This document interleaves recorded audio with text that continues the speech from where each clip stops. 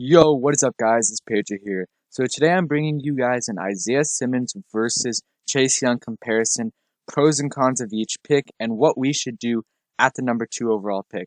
If you guys are new, subscribe for Redskins and NFL content. So let's get right into it. Also, guys, probably on a live stream today, so stay tuned for that and come through. Yeah. So Isaiah Simmons, linebacker from Clemson, very, very, very great player. So some pros for Isaiah Simmons. Perfect player to defend the read option. Very fast, very elusive.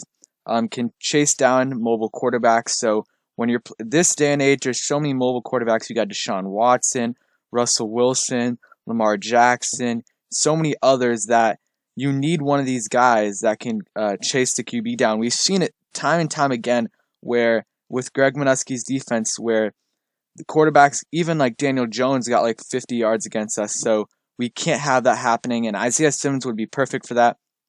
Um, and then the best thing about Isaiah Simmons, he can line up at inside linebacker, outside linebacker, the slot, safety, and even defensive end sometimes. So he can play any position. So if you have someone hurt or if you have someone that's not playing too well, you can plug him in. If you need a game-changing play, you can put him in.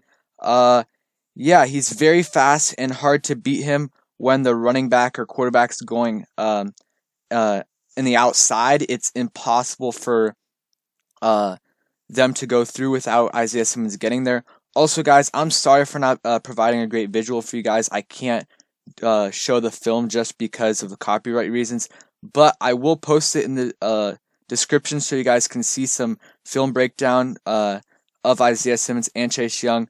But yeah, also, great instincts. It's like when you have a player this good, he's such a raw talent too, 6'4", 238 pounds. And another possible benefit is that you could trade down from the number 2 pick and possibly still get Isaiah Simmons at 5 and come away with another first round pick or a second round pick along with that first round pick. But that's a risk that you're going to have to be willing to take because he might not be there at 5. But yeah, Isaiah Simmons overall, great player. There's a couple cons. Sometimes when he's playing free safety, he has a couple coverage mishaps, but not too many. And then this is a like pro and a con, but he doesn't have a defined position, so it's kind of like you want a player to be like one or two positions. He's just all over the place, which is good and bad. And then the last con is you would be passing up on Chase Young, generational talent. And yeah, but Isaiah Simmons overall, amazing player. I do really think that he's probably, him or Okuda is going to be the pick for me if we trade down. And I probably rather have Isaiah Simmons at this point. Before it was Okuda, but once I looked at his film, Isaiah Simmons is a game wrecker. Had 7 sacks last year, 3 interceptions, like does it all. And like defenses have to somewhat game plan against him, but the thing is when you game plan against a guy that plays like at least 4 different positions, it's pretty hard to do that. 4.39 40 has such good closing speed, 39-inch vertical, just a freak of nature. His pro grade was a 7.08. If we want to look at some of his strengths and weaknesses here, strengths, rare versatility, you guys can look at that while I talk. But yeah, overall, great player that is probably the second or third best player overall in this draft. I still will go look at the next player, obviously Chase Young, and I'll read you guys his pros and cons. But yeah, Isaiah Simmons, amazing player to have if we get him because he could play any of the linebacker spots. And also, what would be really underrated is that if you have, because Ryan Kerrigan is getting older, so when Ryan Kerrigan's tired, you can have him and Montez Sweat rush occasionally. You can have him rush sometimes. And yeah, it's just the problem with him is you're going to be passing up on the best player in the draft, in my opinion, in Chase Young. So let's go look at Chase Young. So obviously Chase Young from Ohio State, a great team chemistry with Dwayne Haskins and Terry McLaurin. Obviously they're not in the same side of the ball, but still great to have a good locker room. If you look at his pro grade right here, 7.37, that's a perennial all-pro grade. That's the highest grade you can get. So, or the second. So some pros. Chase Young is a game wrecker. You're gonna have to game plan differently against him, double team him. He's a generational talent. So teams, when playing Chase Young, have to switch protections when he's playing, and forces teams to create whole new game plans. Everything has to be redesigned when you're playing a generational pass rusher like this. And also next year, if we have Chase Young, that, like, if let's say even next year teams are gonna have to double team him, that's gonna let Jonathan Allen, Matt Ioannidis, Montez Sweat, Kerrigan, all these guys get more sacks and more tackles, especially maybe not next year, but I still think next year. But like, if think about this, just guys, seriously, think about this defense.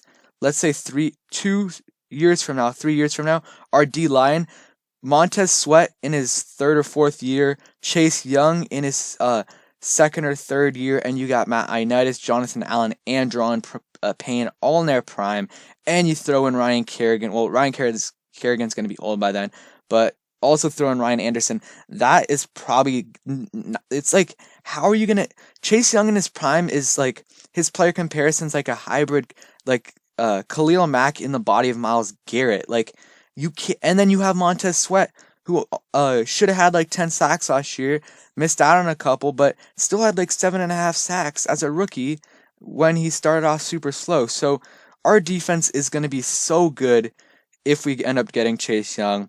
Like I said, new game plans teams are forced to create new game plans. Very, very explosive off the edge. His get off is very good. He gets the quarterback way quicker than most edge rushers get to him. That's why teams have to switch up their game plan, because the average amount of time that quarterbacks have is around 2.5 seconds.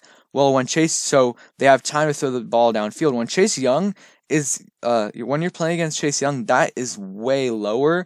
So you're gonna have to throw screens, stuff like that. Due to the protections and double teams, other players on the D line are gonna be able to capitalize off of that, because if they're double teaming Chase Young or triple teaming Chase Young next season, they're not gonna be triple teaming, but double teaming.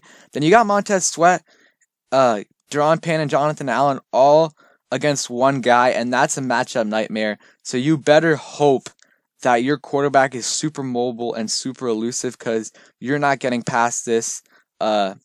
You're not going to be able to get a pass off. So, yeah, teams are forced to relegate their game plan to screens and other short passes like drag routes because of Chase Young. He's a turnover machine, forces so many fumbles, so strong, and he has great footwork too.